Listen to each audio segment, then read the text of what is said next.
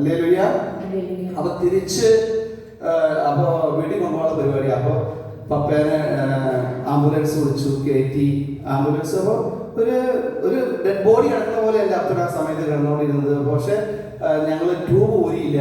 Tube ഊരിയ പിന്നെ ഫ്രീസറിൽ കൊണ്ട് വെക്കണമല്ലോ. അപ്പോൾ അത് കാരണം ട്യൂബൊന്നും ഊരിയില്ല. ഞാൻ പറഞ്ഞു അങ്ങനെ തന്നെ കൊണ്ടുപോകാം. അപ്പോൾ ഒരു നേഴ്സിനോടെ കിട്ടിക്കഴിഞ്ഞാൽ വീട്ടിൽ ആ വീട് ഞങ്ങൾ ആരുമില്ലാത്ത കാരണം മുഷിഞ്ഞോ കിടക്കുകയായിരുന്നു. അപ്പോൾ പെയിന്റ് ഒക്കെ അടിച്ചു. ഇപ്പോൾ സംസ്കാരത്തിന് ഒത്തിരി പേര് വരുമല്ലോ, പെയിന്റ് അടി എല്ലാം കഴിഞ്ഞ്. അപ്പോൾ റൂമിൽ പപ്പേനെ കൊണ്ടേ കിടത്താം. അപ്പോൾ വീട് ഹോസ്പിറ്റലിൽ നിന്ന് ഒരു വെള്ളം മുണ്ടെല്ലാം പുതച്ച് പപ്പേനെ നേരെ വീട്ടിലോട്ട് അങ്ങ് കൊണ്ടുപോയി. ഹല്ലേലൂയ. അവിടെ റൂമിൽ കിടത്തി. മമ്മിയുണ്ട്. അപ്പോൾ എനിക്ക് പെട്ടെന്ന് എൻ്റെ ഹൃദയത്തിൽ തോന്നുന്ന സംഭവങ്ങളെ നാളെയാണല്ലോ ധ്യാനം പറഞ്ഞിരിക്കുന്നത്. അപ്പോൾ ഒരു ധ്യാനം കൂടിയേക്കാം. അപ്പോൾ എൻ്റെ ജീവിതത്തിൽ ഞാൻ ധ്യാനം കൂടിയിട്ടില്ല. ഹല്ലേലൂയ. ജീവിതത്തിൽ യേശുവിനെ അറിഞ്ഞിട്ടില്ല. ജീവിതത്തിൽ കുമ്പസാരിച്ചിട്ടില്ല. അപ്പോൾ ഞാൻ കള്ളത്തരം പറഞ്ഞിട്ടാണ് കല്യാണം കഴിച്ചത്. അപ്പോൾ എന്നോട് ചോദിച്ചു കുമ്പസാരിച്ചോന്ന് ചോദിച്ചു. പിന്നെ ഞാൻ 2 പ്രാവശ്യം കുമ്പസാരിച്ചു എന്ന് പറഞ്ഞു. ഹല്ലേലൂയ. പക്ഷേ ഞാൻ കുമ്പസാരിച്ചിട്ടുണ്ടായിരുന്നില്ല. പക്ഷെ ഈ അമേരിക്കയിൽ ഞാൻ ഈ കത്തീഡ്രൽ പള്ളിയിൽ ഒത്തിരി ഹെൽപ്പ് ചെയ്യുമായിരുന്നു. അപ്പോൾ അവിടുത്തെ അച്ഛൻ പറഞ്ഞു ഇവൻ ഗുഡ് ബോയാന്നൊക്കെ പറഞ്ഞ് എനിക്ക് ലെറ്ററൊക്കെ എഴുതി തന്നതെല്ലാം. അപ്പോൾ ഇതൊന്നും അവിടെ ചോദിച്ചില്ല. പക്ഷെ കർത്താവിന് തന്നെ അറിയാലോ, നമ്മൾ എന്ത് കള്ളത്തരം മറച്ചു വെച്ചാലും കർത്താവിന് അറിയാലോ. അപ്പോൾ ഇതെല്ലാം അപ്പോൾ എൻ്റെ ഹൃദയത്തിൽ ഇങ്ങനെ തോന്നുന്നു ഈ ധ്യാനത്തിനൊന്ന് പോയാലോ, ധ്യാനം ഒന്ന് കൂടിയാലോ എന്ന് പെട്ടെന്ന് തോന്നുക. അപ്പോൾ അങ്ങനെ ഇരിക്കുമ്പോഴാണ് പെട്ടെന്ന് മമ്മിയുടെ ചോദിച്ചത്. മമ്മി പറഞ്ഞു എന്തായാലും ഒരാഴ്ച എടുക്കും അനിയനും ചേട്ടനും വരാൻ 4 ദിവസം എടുക്കും. അപ്പോൾ നമുക്ക് അടുത്ത ഞായറാഴ്ച ഫിക്സ് ചെയ്യാം ശവസംസ്കാരം. അപ്പോൾ അത് ഊരിയാൽ മതിയല്ലോ, ഈ ഓക്സിജൻ ഈ ട്യൂബ് എല്ലാം ഊരിയാൽ നമുക്ക് അപ്പം ചെയ്യാലോ എന്ന് പറഞ്ഞു. അപ്പോൾ ഞാൻ പറഞ്ഞു ഓക്കെ അങ്ങനെ മതി. അപ്പോൾ എൻ്റെ അടുത്ത് പറഞ്ഞു സുനിലെ നീ പോകുമ്പോൾ ഈ പിള്ളേരെയും കൂടി കൊണ്ടുവയ്ക്കും, അല്ലെങ്കിൽ അവരെയും കൊണ്ട് ഇവിടെ ശല്യമായിരിക്കും. അപ്പോൾ എൻ്റെ 2 പിള്ളേരും എൻ്റെ കൂടെ വന്നു. ഹല്ലേലൂയ. അപ്പോൾ സഹോദരങ്ങളെ ഞങ്ങളങ്ങനെ അട്ടപ്പാടി പോയി. ഞായറാഴ്ച ധ്യാനം തുടങ്ങും, വെള്ളിയാഴ്ച തീരും. ഞായറാഴ്ച ധ്യാനം തുടങ്ങും, വെള്ളിയാഴ്ച തീരും. അവിടെ ചെന്നു 2 മണിക്ക് ധ്യാനം തുടങ്ങാൻ പോവുക. അപ്പോൾ ധ്യാനം തുടങ്ങി. ആദ്യം കുർബാനയോടുകൂടി ധ്യാനം തുടങ്ങി. കുർബാന തുടങ്ങിയപ്പോൾ ഞാൻ റൈറ്റിലേക്ക് നോക്കിയപ്പോൾ ഈ ടി വിയിൽ കണ്ട കൊച്ചില്ലേ, ഞാൻ പറഞ്ഞില്ലേ ഈ അപ്പൻ്റെ കണ്ണിന് വേണ്ടിയിട്ട് പ്രാർത്ഥിച്ചു, ആ കൊച്ച് എൻ്റെ അടുത്ത് നിൽക്കുക. നിങ്ങൾ പറഞ്ഞാൽ വിശ്വസിക്കില്ല, ഞാനും വിശ്വസിച്ചില്ല.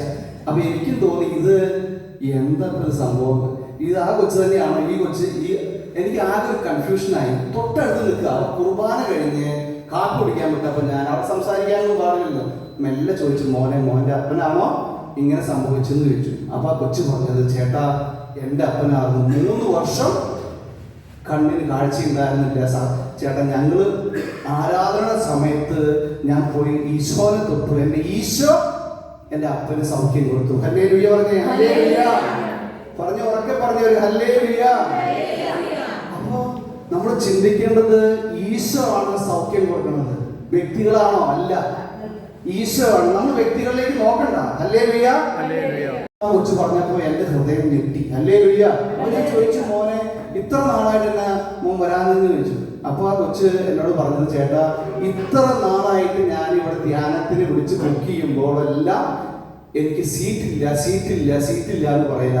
ഇന്നാണ് എനിക്ക് ഇവിടെ ധ്യാനത്തിന് സീറ്റ് കിട്ടിയത് ചേട്ടാന്ന് പറഞ്ഞു. അപ്പൊ ആ കൊച്ച് 11ാം ക്ലാസ്സിൽ പഠിക്കുക. ഹല്ലേലൂയ. ഹല്ലേലൂയ.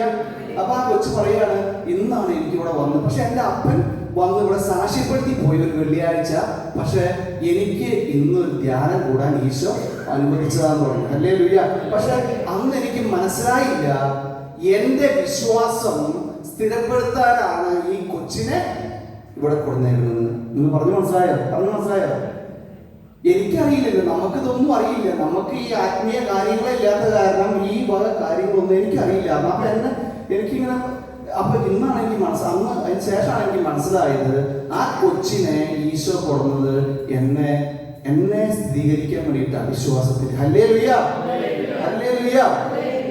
അങ്ങനെ ഇരിക്കുന്ന സമയത്ത് അതിനുശേഷം ധ്യാനം കണ്ടിന്യൂസ് ആയിട്ട് അങ്ങ് നടന്നു. അപ്പൊ അന്ന് വൈകുന്നേരം കിടക്കാൻ പോയപ്പോ അതൊരു നിങ്ങൾ കേൾക്കേണ്ട കാര്യം, അന്ന് വൈകുന്നേരം കിടക്കാൻ പോയപ്പോ ഈ കൊച്ചു കിടക്കുന്നത് എന്റെ മോളിൽ. ഹല്ലേലൂയ. ഹല്ലേലൂയ.